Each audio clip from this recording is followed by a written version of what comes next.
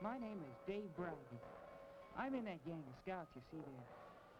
We're all at the station to catch the train to the Jamboree at Valley Forge. The Jamboree is some story. And this isn't the real beginning of it either. It really started last winter when we began saving our nickels and dimes, getting our stuff in good condition, and then packing up for the big day. Well, it's finally here.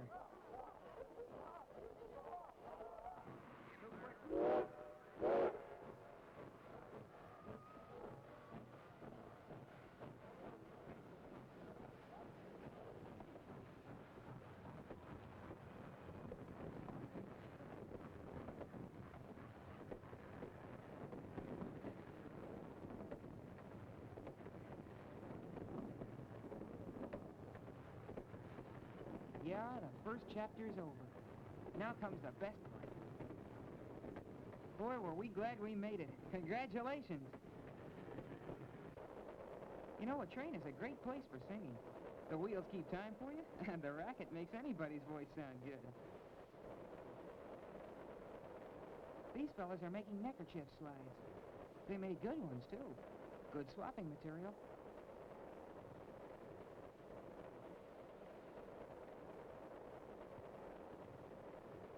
Here's a big swapping session. That's me up on the left there, and the little fella next to me is Walter Mosher. We're from the same troop. Boy, we never saw so many emblems. The guys had 1,000,000 of them. Ah, this was fun. Did you ever eat on a train? You have to be awful careful or you'll have your milk in your lap. I like it, though. It's different.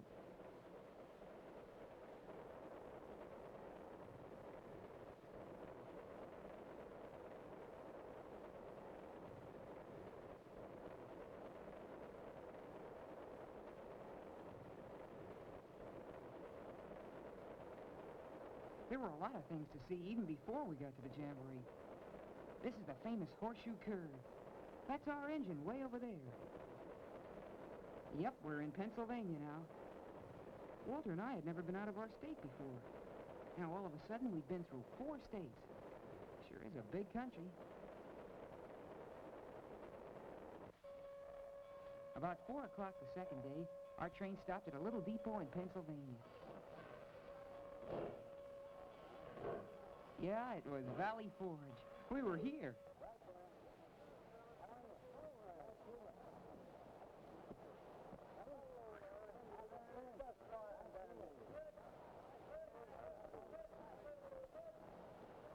There were 600 fellas in our train, and somebody told us over 200 trains unloaded at this station alone. So we had to get moving. Trains were coming in all the time. Jamboree, here we come.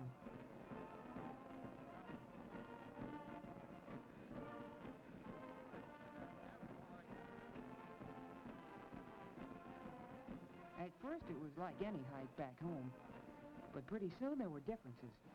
First we saw a fort, then a flag with 13 stars, and then a log cabin. That must be Valley Forge, all right.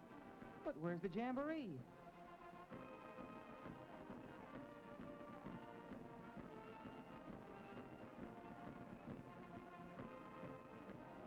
Then we got our first look. Look at the tents. Oh, brother. Maybe you thought the Boy Scouts of America isn't big. And we're not all here yet. Come on, let's get a look at our sections.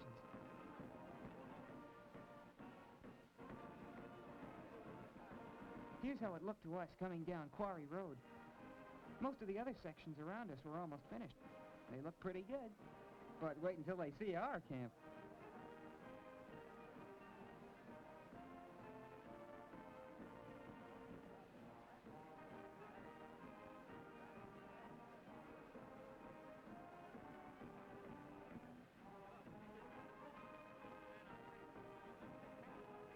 Boy, that was a hike. Glad we didn't have to carry our stuff. Here come some more fellows in buses. No hiking for these guys. Pretty soft. How do you rate?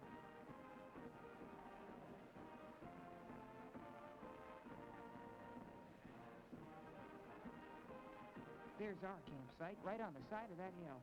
That's where we'll live for 7 days.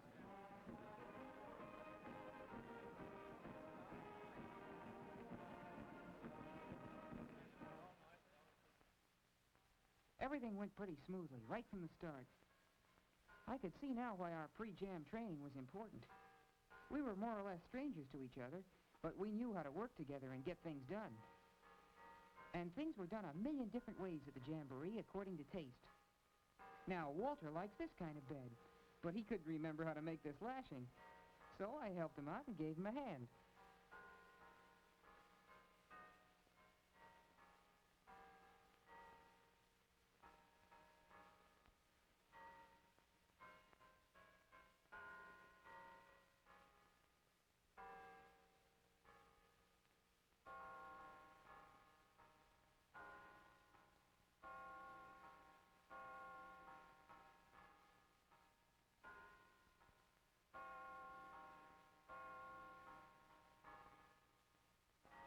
We had lumber to build tables for eating our meals and writing those letters home.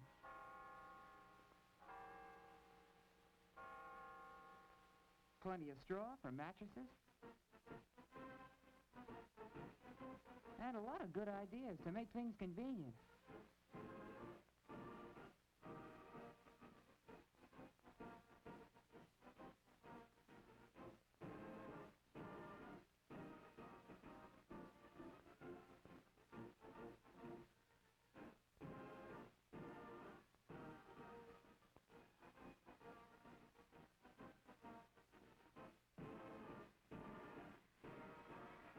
I think a lot of parents would be surprised if they could see this.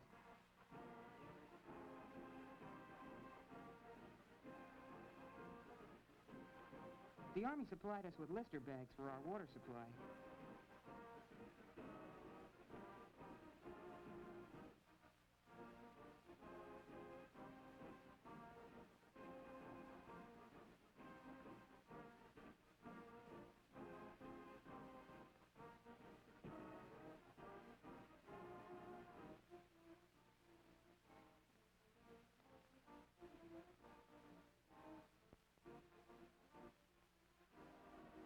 Frankly, it didn't taste so good, but it was pure, and it was wet. We had to find time for our physical recheck. Everybody came through with a clean bill of health.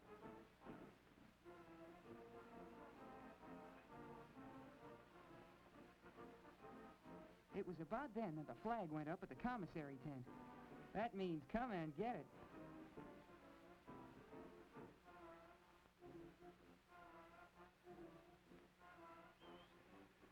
On the way back from the commissary, we had a chance to see some of the other fellows setting up.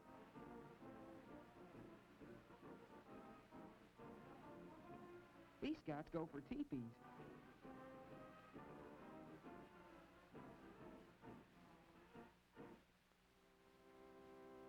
And here we saw the world's tallest scout. How's the air up there? Well, our camp is just about done, and here comes the food. It's time to start cooking our first Jamboree supper. It ought to be good. We've got plenty of cooks.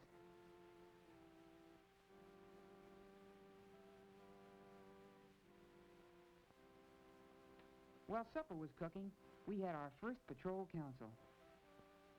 By planning everything on a patrol basis, we all did our share of the work, and we all had our share of fun. Everything worked out fine and no gripes.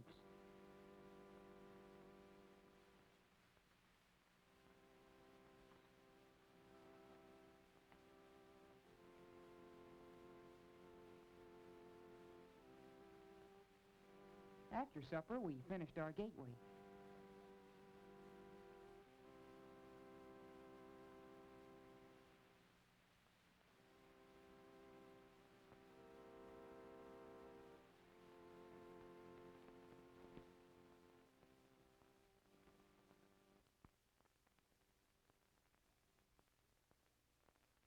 Yep, we were ready.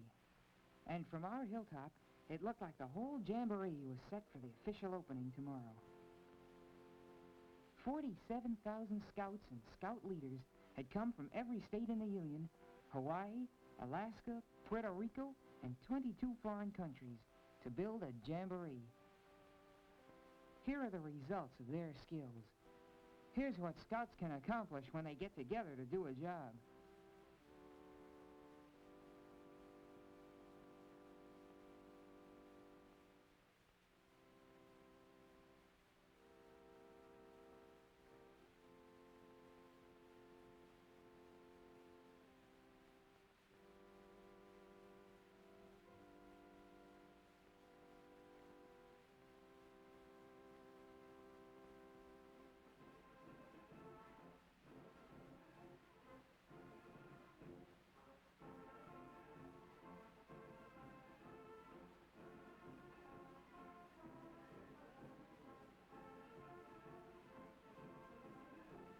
10 o'clock the next morning, the Jamboree was officially opened. I helped get the breakfast dishes out of the way and got over to General Headquarters just in time to see the band march up the avenue of flags.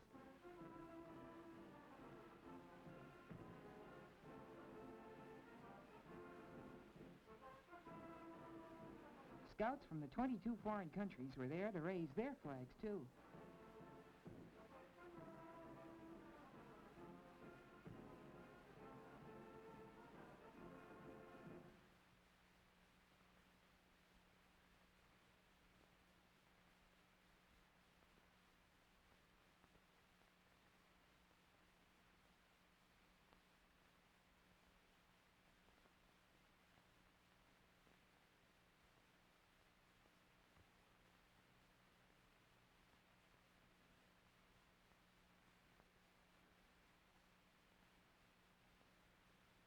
And that's how the Jamboree began.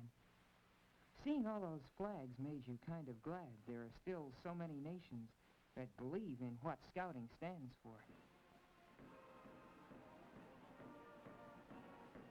That night at the opening ceremony, we were reminded of some of the things that make Scouting possible in America. Our first big thrill came in seeing 47,000 Scouts march on to the Grand Parade. Walking four abreast, it still took us almost an hour to get to our places. Our next thrill was meeting the president.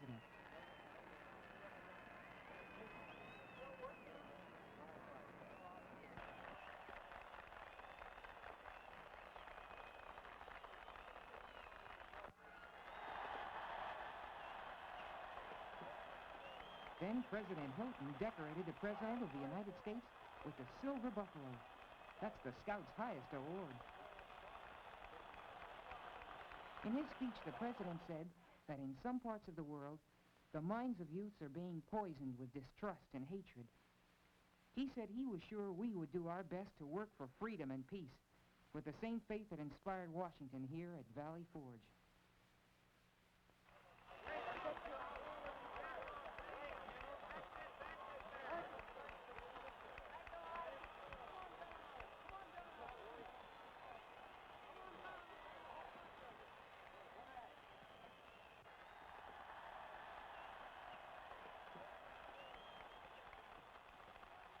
Then, for the first time, I knew what the history books meant when they spoke of the suffering of Washington's army at Valley Forge in the winter of '77, because we suddenly saw it all right before us. We saw Washington and his army as they straggled into the valley, retreating from defeat at Brandywine and Germantown. There were the cannons of General Knox, and the supply wagons practically empty. What an army, torn, bleeding, hungry and cold. How could an army like this save a nation? Christmas was just another day. The campfires weren't enough to drive off the cold, and the men needed more than Christmas carols to protect them from disease and starvation. The general walked among them, and his kindly face grew grim and set. And without a glance about him, Washington sank to his knee in prayer. Give us daily bread of both food and spirit, that we may restore peace, liberty, and safety to this colony.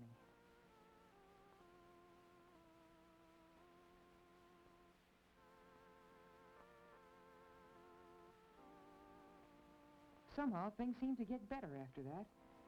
Food, guns, and new uniforms began to arrive. The men's spirits rose.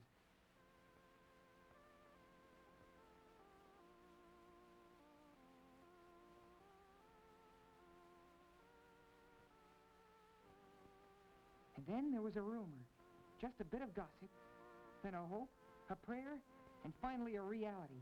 The long-awaited news arrived by courier.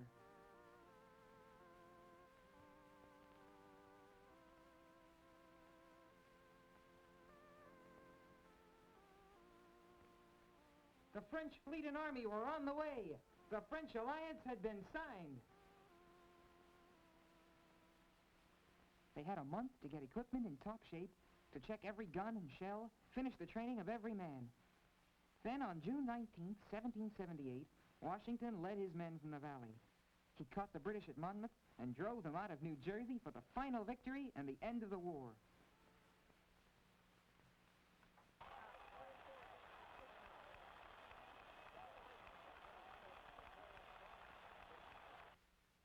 And then 35 scouts, one from every section in the Jamboree, lit their torches in the campfires of the Continental Army. And they carried them to every campfire in every corner of the encampment. As the Continental Army crusaded, so shall the scouts crusade to hold high the torch of liberty.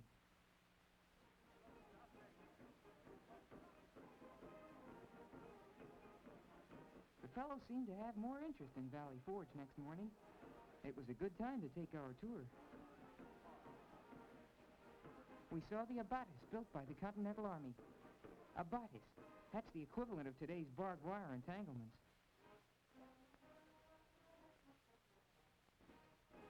And then we saw General Knox's artillery. We wondered how his men could even hit the side of a barn, let alone win a war with cannons like these.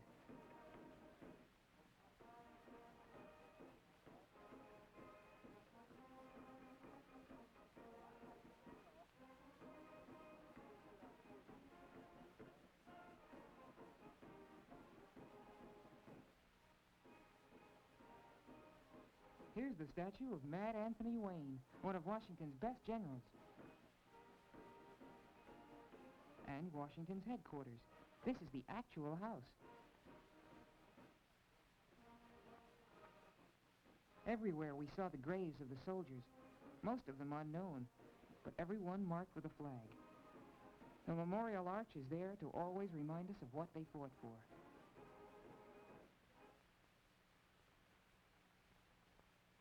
One of the things they fought for was freedom of worship. Sunday morning, we saw 40,000 scouts enjoy that freedom at the same time under the same sky.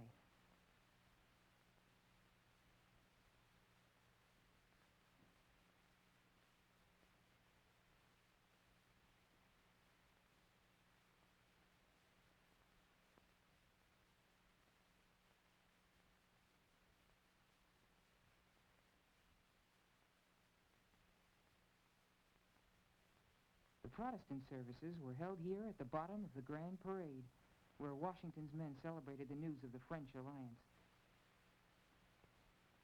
The sermon was preached by Bishop Raines.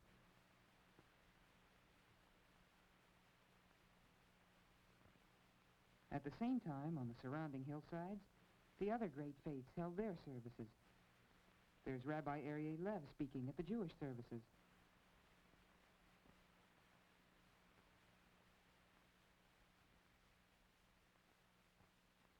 Bishop Leach read the Catholic Mass.